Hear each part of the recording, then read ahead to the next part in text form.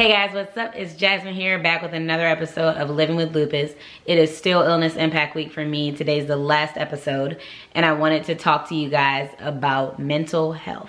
So for me personally, I think that everything ties back to the mental. Life is all about your mental and how you perceive things, and your perception on things dictates how you react to certain situations, how you adapt to certain situations. Your mental is such a critical component in life in general.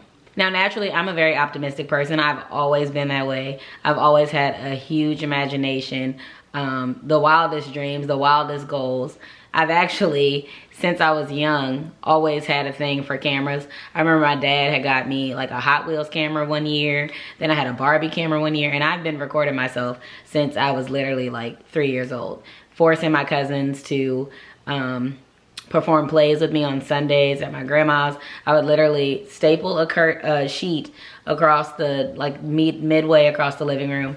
And we would come out and I would work on a script all week. And we would perform these scripts. I'm recording. So I've always like loved being on camera. But for me, for a lot of people, they're like, oh, that's like you got a crazy imagination, or you got too many dreams. You got too many this, that, and the third. But here I am making these YouTube videos. So what's up? But no, I said that to say that I believe that anything that I put my mind to, I can do. I believe in basically the concept of I said what I said, and I'm going to do what I'm going to do. In that same way, I believe that the power of life and death lies in the tongue. So the things that you are saying, the things that you are speaking over your life, the things that you might not even be saying, but you are mentally thinking will have fruition in your life. And those thoughts inside of your head definitely have a pull on your life. If I continue to tell myself something over and over and over and over and over again, I'm going to start to believe it. And when I believe something, I'm going to start to live it. My actions are going to speak for that belief.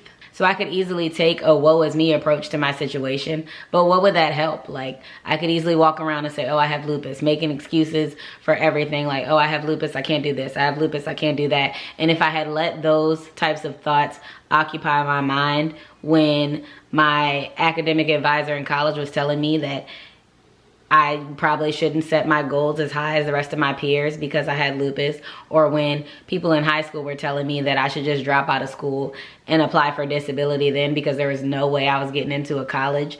If I had let those types of thoughts occupy my mind and take lead, then I wouldn't be in the place that I am in today. Because there are a lot of people who thought I was going to be dead by now. There are a lot of people who thought I couldn't finish college, that I couldn't finish high school, that I couldn't get a job, that I wouldn't make any money, that I was gonna be on disability. Just a whole lot of. And I've checked off every single one of those things on that list, and guess what? I'm not dead. With that being said, my mental health has definitely been through the ringer over the years. I have been in a dark place. I have come out of those dark places and went right back into those dark places. So while I am a positive person, it definitely takes a little more push and a little more will to come out of those places. So I talked to you guys about the spoon theory in the very first episode, and how people living with autoimmune diseases are sometimes given a limited supply of energy for the day. So for me, a lot of times when I first wake up in the morning, I'm like, oh nah, like it literally feels like I've been hit by a ton of bricks and I'm like stuck to the bed. And a long time ago I read something, I was reading a Lupus blog, and they were saying how it's good to like just wake up and just sit, like just be still for like 15 minutes, which is a great time for me to get into my devotions, because it usually takes me about 15 minutes. And then by that time, I'm kind of like, all right, I'm here. My body's here, she's up, she's ready, let's go. In spite of all of that, there are still times where I have fallen into a deep, dark place known as depression. And it is very easy to fall into that when you're living with an autoimmune disease. When you are living in severe pain, unbearable pain, where you don't want to do anything. And so it's important for me, when I'm having these flares, I have to get up, I have to move. And a lot of times people on the outside will tell me, you need to rest, you need to calm down. If I rest, honey, I will be resting for a couple of weeks. and I will get into that dark place where I'm closing my blackout curtains, laying in bed, watching Netflix. I don't know if you guys have seen Euphoria. I've been in a place where when Zendaya was going through that super dark place where she was laying in bed, binge watching shows and not even getting up to go to the bathroom until her bladder exploded. That is the type of dark place that I can get to, where I don't want to move, I'm not eating, I just don't want to eat anything, I don't want to turn any lights on, I don't want to talk to anyone. And like I said, that's how I was saying it plays into relationships and friendships as well.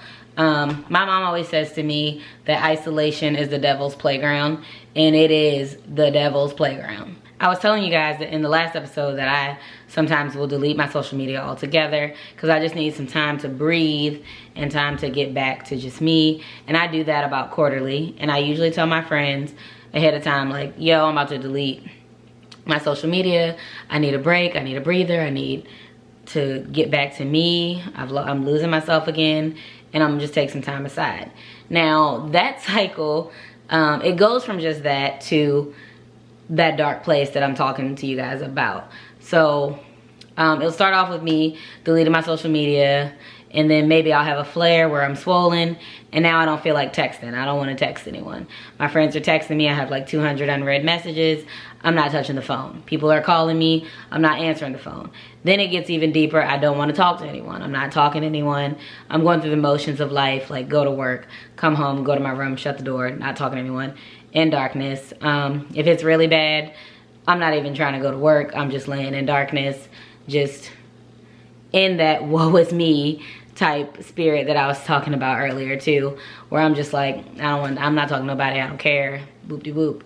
Then it goes a step further, and now I'm in my head like, oh, so like after about 200 unreads, who's gonna keep texting you? Like, girl, stop it. You're not answering my calls, you're not calling me back, you're not texting me back. I'm not gonna be talking to you. But what my mind tells me is, oh, she ain't said nothing to you all week. In my head, the little voice in my head is like, yeah, they only cool with you when they want something. Ain't nobody checking on you. You always checking on everyone else. Then my mind starts playing that, and then I'm out here questioning my relationships, questioning my friendships. I don't want to talk to nobody. I'm just in my little corner by myself. I'm just not eating, and then I just go down a rabbit hole of deep, dark depression. I'm not talking to anyone, and the devil's playing all in my mind, like, yeah, they don't really like you. They're not real, they're not loyal. Your mom doesn't care, your grandma doesn't care, your dad ain't called you all week. Like, you just start over analyzing things, and then all of a sudden everything around you is pitch black. And it's like, you need to find that light. That light for me is God, the word of God, because that's the only way I get out of it. And then once I get back to that positive mindset, start talking to people, start talking more. And that's why it's so important to have an outlet or people to talk to. One of the best remedies for my flares for me is talking it out. Just saying out loud, like, I'm gonna be okay. Speaking things over my body, over my life that start to take fruition in my mind and just spread. Like, it just spreads like a wildfire. And so the same goes for self-esteem and confidence and being sure of yourself, or sure of myself. It ties back to mental health. There are times where I have felt like I'm just existing. I'm not living. I have no drive. I don't want to do anything. I don't aspire to do anything. I'm fine with just laying in bed and doing nothing for the rest of my life. I'm sure of it. This is what I'm gonna do. And I have to literally mentally talk myself out of it. Talk myself back to a place of positivity. Otherwise, I'm just gonna keep on digging and digging and digging and digging and digging until I'm practically buried and there's no way out. A big breakthrough for me was going to see a therapist. I had gotten to a place where I was just not myself at all. I was like zoned out. I didn't care about anything. I didn't want to be around my friends. I didn't want to be around my family. I didn't want to talk to people. I was just there. Like, I literally was just existing. And so I went to a therapist to kind of talk those things through. And I think a lot of the problem was that I was bottling up so much emotion, so much of what I've been through. And a couple things that she told me when I went to therapy, number one was that I'm holding in too much emotion. And so little teeny things piss me off when big things, like having seizures and doing 7 months of chemotherapy, and that's for another story time. She's like, those types of big things, you talk about them like it's nothing, like it doesn't faze you. Your lupus stuff, you talk about it like it's nothing, but then small things like you don't like your friend's boyfriend, that's bothering you. That's setting you off. And she's like, it's because you're avoiding the bigger issues. You're avoiding dealing with your own problems. And I was like, whoa.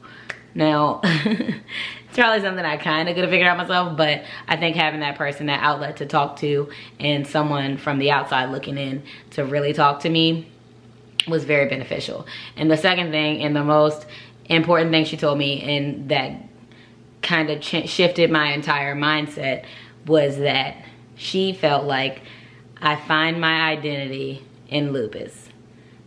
And while it was baffling to me, and like not a lot of people, I don't just go around telling people I have lupus, but I was letting lupus control my life so much, control my mental, telling me that I'm not enough, control my relationships, telling me that this person they don't want to know these parts of me, like hide those parts of you. Controlling my mental in the state of like, just do nothing, it's an excuse, you have an excuse, you don't have to do anything. I was identifying myself in lupus. And once she said that, and I noticed that, is when I really started to change my mindset, shift my mindset, started to really hone in on positivity and on the word of God and the truths that I needed to declare over my life. I started declaring those truths, being a little more mindful of the things that I'm saying, the things that I'm speaking into existence. And I still struggle with that to this day. Like, you know, just common terminology that you don't even pay attention to.